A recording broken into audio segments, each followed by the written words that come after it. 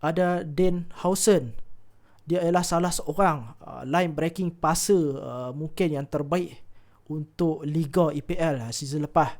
Dan sekarang ni dia dah dapatkan perpindahan ke Real Madrid. Dan actually kita pun nak beli Housen ni, tapi itulah cerita dia. Bila Madrid datang bagi, obviously lah, him being a Spaniard and on, dia pindah ke Real Madrid lah. Season lepas aku underestimate betapa besarnya pengaruh Dan Housen tu di sebelah dia, yang membuatkan bila tak ada dia ni dan Van Dijk pula ditutup, itu akan membuatkan kelancaran bilaan Liverpool tu sendiri memang akan sangkut banyak lah.